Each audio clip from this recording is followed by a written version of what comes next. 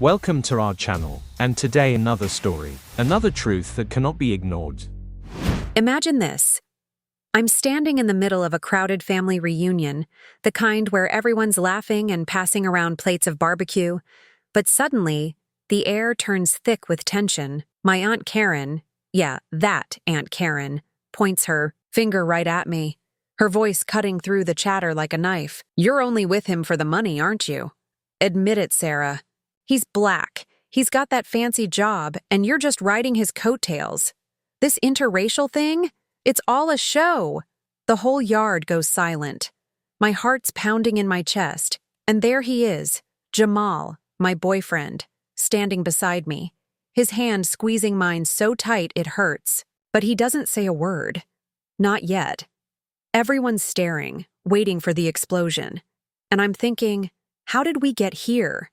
How did our love story turn into this nightmare?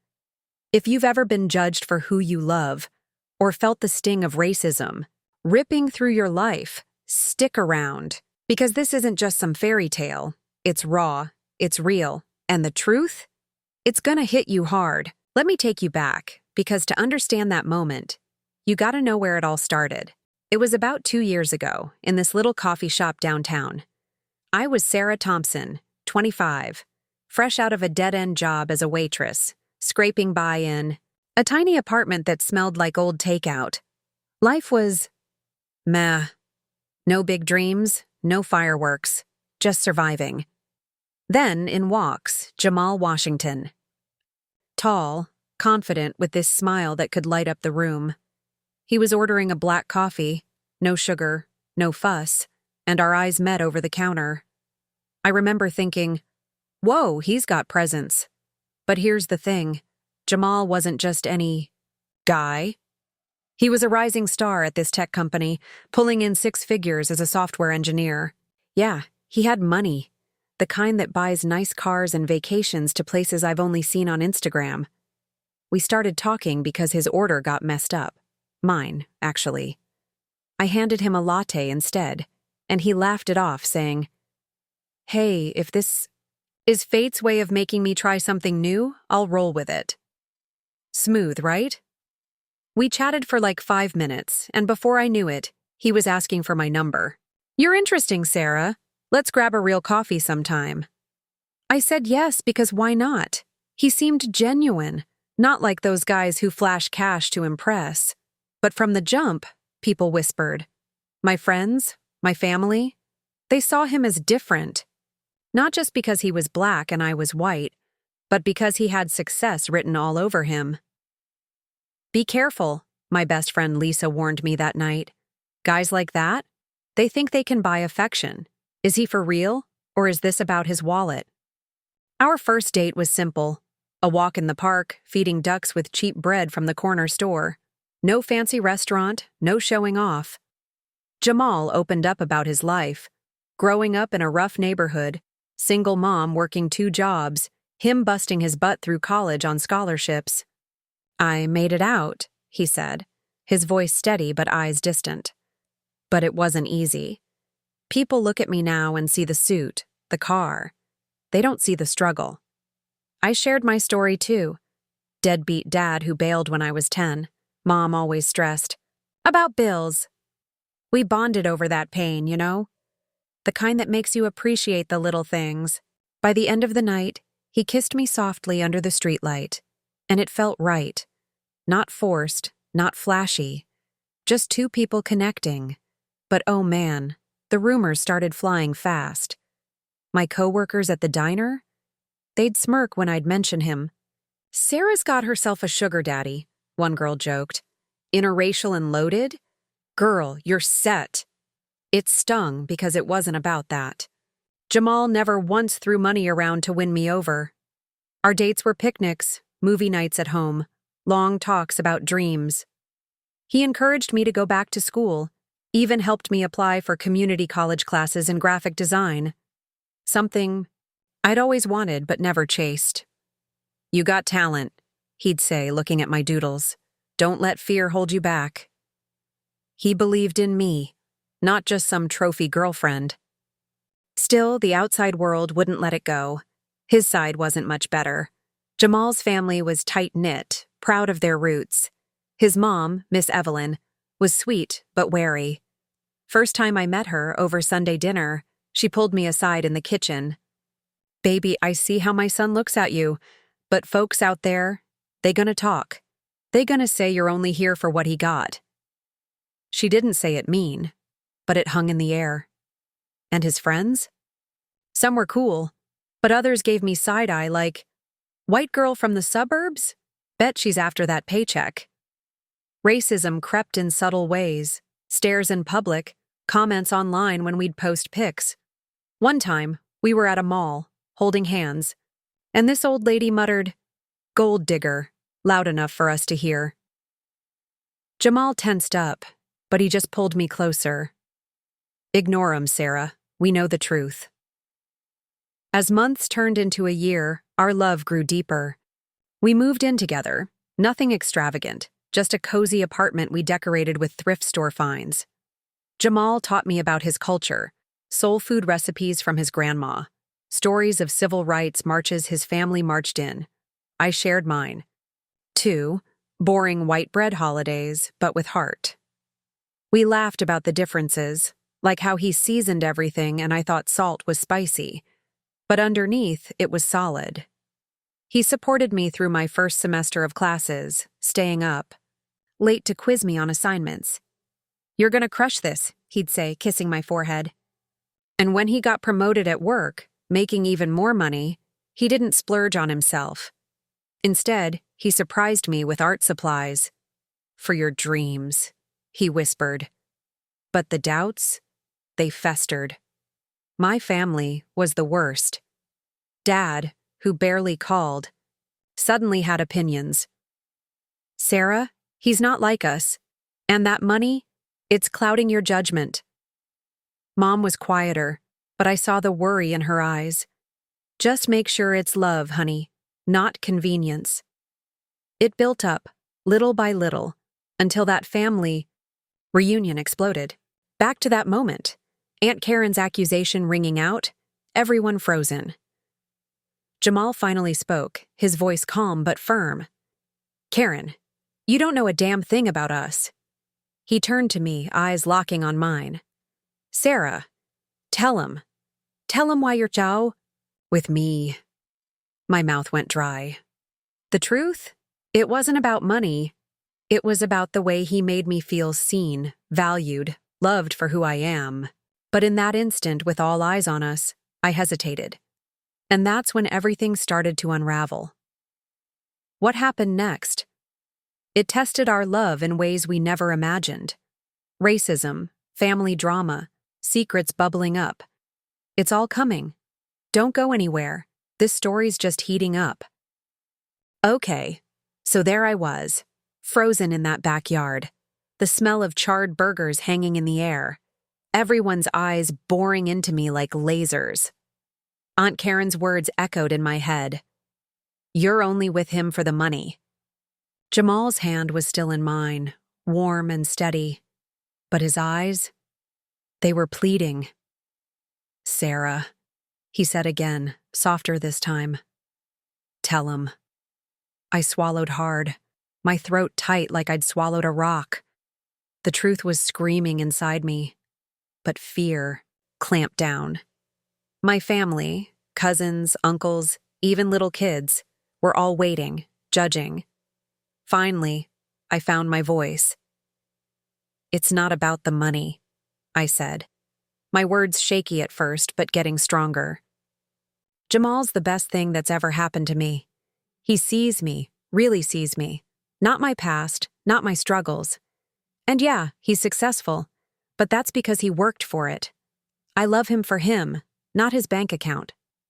There was a murmur through the crowd, some nods, some shakes of heads. Aunt Karen crossed her arms, scoffing. "Prove it then. If it's real love, why's he always paying for everything? Your rent? Your school? It's all on him." Jamal stepped forward then, his jaw set. "Karen, with all due respect, you don't know our life. Sarah pays her share. She works hard, studies harder. And if I help, It's because I love her, not because I'm buying her. But the damage was done. Whispers spread like wildfire. My cousin Mike pulled Jamal aside later, trying to be all buddy-buddy. Man, no offense, but in our family, we stick to our own. And her? She's had it rough. Maybe she's latching on. Jamal shut him down quick. Your family's got issues, bro. Race ain't the problem. It's your narrow minds. We left early that night, the drive home silent except for the hum of the engine. In the car, I broke down. I'm sorry, I sobbed. I hesitated. I didn't mean to. He pulled over, cupped my face. Baby, it's okay. That was tough. But we gotta face this head on, together. That reunion was the spark that lit the fuse. Things got worse before they got better. See, after that blow-up, the rumors didn't stay in the family. They leaked out, to friends, to social media, even to Jamal's work buddies. One night, we were at a party with his colleagues, all fancy suits and cocktails. This guy, Derek, Jamal's co-worker, cornered me by the bar. So, Sarah, heard you're living the high life. Jamal's treating you right, huh? Must be nice. He winked like it was a joke, but it wasn't. I forced a smile. Actually, it's about love, not luxury. But inside, it burned. Jamal overheard and pulled me away. Ignore him. Jealousy's ugly. But later, in bed, he admitted it hurt. People see us and assume. Black man with money, white woman, must be a transaction. They don't see the heart. To make matters worse, my own doubts started creeping in. Not about the money, no, that was BS. But about whether we could survive the constant noise. One evening after a long day, I found an old photo album in our closet. Flipping through, I saw pictures of Jamal's ex-girlfriend, Tia. Beautiful, black, from the same world as him. They looked perfect together. No stares, no judgments. I confronted him about it, tears in my eyes. Do you ever wish it was easier? With someone like her? He sat me down, serious.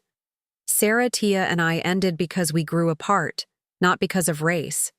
You're my everything. But yeah, this interracial stuff is hard. The world throws curveballs. We talked for hours that night, raw and honest. He shared stories from his childhood, kids calling him names, teachers doubting him because of his skin. I fought to get here, he said. And now, fighting for us? It's worth it. But the real test came a few months later. Jamal got offered a huge promotion, relocation to California, even more money, a fresh start. This could be it, he said excitedly over dinner. Better life for us. My heart sank. Leaving meant ditching. My family, my roots, even if they were toxic sometimes. And school? I just started feeling settled. What if I'm holding you back? I whispered. He shook his head. You're not. Come with me. We'll build something new. But Aunt Karen's words haunted me. Was I really with him for the right reasons? That night, I couldn't sleep. I slipped out to the balcony, staring at the city lights. Memories flooded back, of our first big fight, actually. It was over something stupid. Me forgetting to pay a bill, him covering it without asking. I don't need your charity, I'd yelled. He fired back. It's not charity, it's us being a team. We made up, but it planted seeds of insecurity. The next day, I did something dumb. I called Lisa, my best friend, spilling everything. What if they're right? What if it's the stability I love, not him? She paused. Sarah, think about it. Before Jamal, you were lost. Now, you're thriving. But is it him or the safety net? Her words twisted the knife. I hung up, more confused. When Jamal got home, I was a mess. We need to talk, I said. He saw the look on my face and froze. What's wrong? I took a deep breath. This promotion, It's amazing for you. But me? Am I just along for the ride? The money, the life, maybe that's clouding it. His face fell, hurt flashing in his eyes. Is that what you think? After everything? We argued, voices rising. I love you, he said. But if you doubt us, maybe. We need space. He grabbed his keys and left, slammed the door. I sat there, alone, regretting every word. Had I just ruined the best thing in my life? Hours ticked by, no calls, no texts. Panic set in. I drove to his mom's house, knew he'd go there. Miss Evelyn answered, her face soft but stern. He's hurting, child. Come in. Inside, Jamal was on the couch, head in hands. Sarah? He said. Surprised. I rushed over. I'm sorry, it's not about the money. It's fear. Fear of losing you, of not being enough. We hugged, tears flowing. Miss Evelyn watched, then spoke. Y'all got real love, but the world's gonna test it. Fight for it. That night we decided, California, together. But not without. Facing the demons first. Little did we know, a bigger storm was brewing. One that would expose secrets from Jamal's past and force me to choose. Stand by him or walk away. Hang tight. The twists are coming, and they're gonna shake you. Okay, so we're packing boxes, dreaming about sunny California beaches and that fresh start. Jamal's promotion was locked in. Bigger salary, corner office, the works.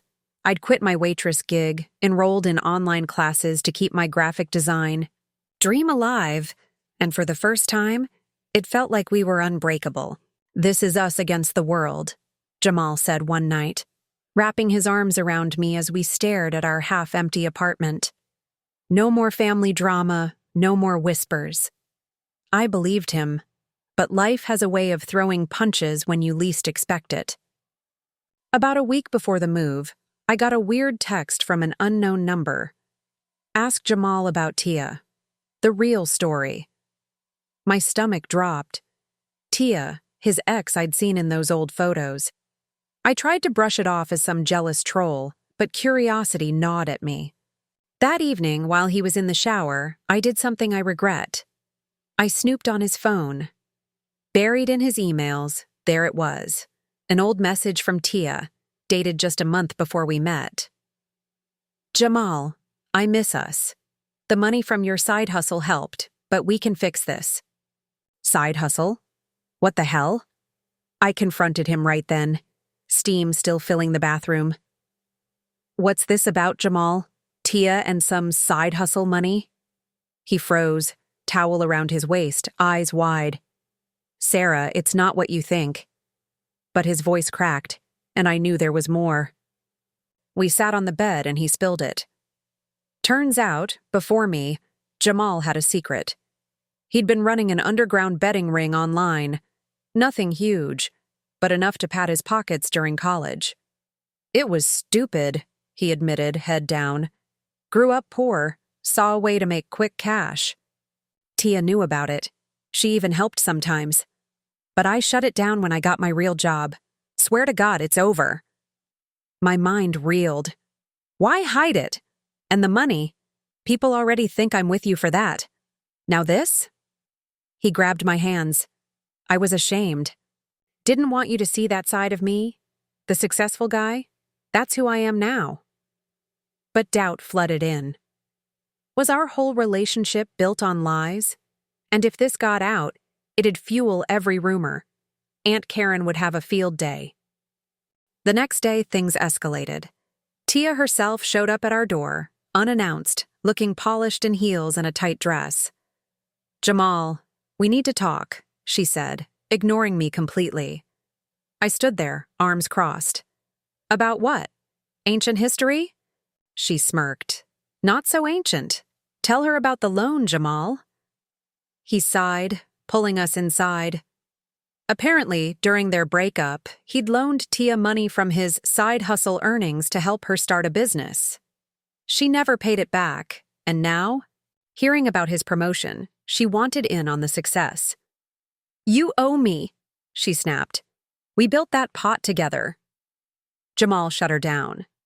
"No, Tia, that life's done. Get out." She left, but not before dropping a bomb. "Fine, but I'll tell everyone. Your perfect interracial fairy tale? It's fake, just like your clean image." My heart raced. This wasn't just about us anymore. It was a threat to everything. Word spread fast, thanks to Tia blasting it on social media. Posts like, "Jamal Washington's not the golden boy he pretends. Ask about his gambling days," and the white girl cashing in. Comments poured in. Racist trolls calling me a gold digger, his community accusing him of selling out, our families piling on. My mom called, frantic. "Sarah, is this true? Gambling? Money schemes? Get out while you can." Even Miss Evelyn was, shaken. "Son, you should have told me. Now it's blowing up." Jamal and I holed up in the apartment, blinds drawn, phones off. "I'm sorry," he kept saying. "I thought burying it would make it go away." I paced the room. It's not just the secret. It's how it plays into everything. People already judge us for being interracial. Black guy with money, white girl. Now they think it's all dirty cash. We fought, cried, held each other. "Do you still trust me?" he asked, voice breaking. I hesitated again. Damn that habit. I want to, but this hurts. In the middle of the chaos, something shifted. I started digging online, researching stories like ours. Found forums full of couples facing the same crap. Racism masking as concern. Money assumptions tearing love apart. One story hit home, a black woman and white guy accused of her being a trophy for his wealth. They fought back by going public, sharing their truth. "Maybe we do that," I suggested to Jamal. He nodded. "No more hiding." So we recorded a video, raw, unscripted. Sitting on our couch, I started, "Hey world, you've heard the rumors? Yeah, Jamal had a past. He made mistakes with money, but that's not who he is now. And me? I'm not here for a paycheck. Our love is real, despite the hate." Jamal chimed in. "Racism tries to divide us. Says black success is suspicious, interracial love is fake. But we're proof it's not." We posted it, hearts pounding. Views climbed, thousands, then millions. Support flooded in. "You guys are inspiring." Screw the haters. But backlash too. "Still sounds like a scam." It was exhausting, but it bonded us deeper. Then came the ultimate test. Tia sued Jamal for that old loan, petty but real. Court date loomed right before our move. "We fight this," he said. I stood by him, testifying. I know the man he is today. Honest. Loving. The judge dismissed it. Lack of evidence. Victory, but the emotional toll? Huge. As we loaded the moving truck, Aunt Karen showed up unexpectedly. "Sarah, I was wrong," she said, teary. "Seeing your video, it opened my eyes. Love isn't about color or cash, it's heart." We hugged, a small win. Jamal's mom called too. "Proud of you both. Go build that life." California welcomed us with open arms. New jobs, new friends who didn't judge. I finished my degree, started freelancing designs. Jamal thrived at work. Our love? Stronger, battle-tested. But the scars remain. Racism doesn't vanish. It lurks. Money rumors? They fade. But the lesson sticks. If you're watching this, know that love, real, messy, interracial love, wins when you fight for it. Don't let the world define your story. Fast forward a couple years, and here we are in sunny California, living that life we fought so hard for. Our apartment overlooks the ocean. Nothing crazy fancy, but it's ours, filled with my artwork on the walls and Jamal's tech gadgets scattered around. I'm running my own graphic design business now, small but growing, thanks to the confidence he gave me. Jamal? He's killing it at his job, mentoring young black engineers, giving back to kids like he once was. We got married last summer, quiet ceremony on the beach, just close friends and family who finally came around. Miss Evelyn flew out, tears in her eyes as she hugged me. You're family now, Sarah, for real. Even Aunt Karen sent a card. Wishing you both the happiness you deserve. Sorry for the past. It wasn't perfect, but it healed some wounds. But let me be real. The journey didn't end with the move or the wedding. Racism? It's like a shadow that follows you, popping up when you least expect. Take this one time early in Cali. We were house hunting, excited about buying our first place. The realtor, this slick guy named Brad, showed us a nice spot in a gated community. Everything was fine until he pulled Jamal aside. Look, man, no offense, but with your background, might be questions from the neighbors. Jamal's face hardened. Background? You mean black? Brad stammered, backpedaling. No. The money stuff from those old stories online. We walked out fuming. It's always something, I said in the car. Race, money, assumptions. Jamal nodded. Yeah, but we're stronger now. We don't let it win. That incident reminded us. Our story isn't unique. So many couples deal with this crap. Interracial pairs getting side-eye, judged for every little thing. We started a podcast, actually. Beyond the Labels, we call it. Sharing our ups and downs, interviewing others who've been through the fire. One episode, we had this couple on. Latina woman and Asian guy, accused of her being after his family's wealth. People said I was a gold digger. She laughed bitterly. But love? It's not about bank accounts. It's surviving the storms together. Listening to them, it hit me. Our pain connected us to a whole community. Views on the podcast skyrocketed. People messaging, "You guys saved my relationship." I thought we were alone. Of course, not everything's rosy. Money still trips us up sometimes. Jamal's salary lets us travel. Weekends in Mexico, hikes in national parks. But I insist on splitting costs. No way I'm letting anyone say it's one-sided. I tell him. He gets it, but once, during a rough month when my business dipped, he offered to cover more. Team, remember? I snapped back. Old insecurities bubbling. I don't want your pity cash. We argued, but it led to a deeper talk. Sarah, it's not pity. It's love. We lift each other. He was right. We've learned to communicate, to check those doubts at the door. Therapy helped too. Yeah, we go. Unpacking racism's toll, the way it sneaks into your head. Society plants these seeds, our counselor said. You gotta uproot 'em together. And kids? We're talking about it now. Imagining a little one with my freckles and his smile. But it scares me. What if the world treats them different? Mixed race, with our history. Jamal holds me close. We'll teach 'em strength. Show 'em. Love conquers. It's hopeful, but real. No fairy tale endings here, just ongoing work. Remember Tia? She faded away after the lawsuit flop, but last year she reached out, apologetic. I was jealous, bitter. You two are the real deal. We forgave, moved on. Closure. Looking back, that family reunion explosion, it was the catalyst, forced us to face the ugly truths, racism disguised as concern, money myths poisoning love. But we rose above.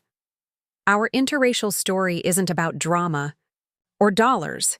It's about two souls choosing each other day after day. The truth?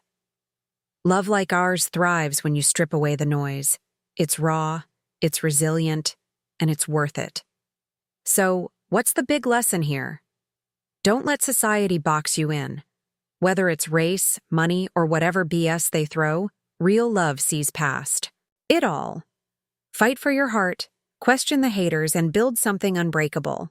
If our messy tale touched you, hit that like button. It means the world. Subscribe for more stories that cut deep. from racist run-ins to those gut-wrenching emotional rides.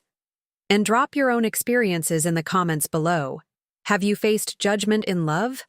Share it. You're not alone. Let's keep the conversation going. Until next time, remember, love wins.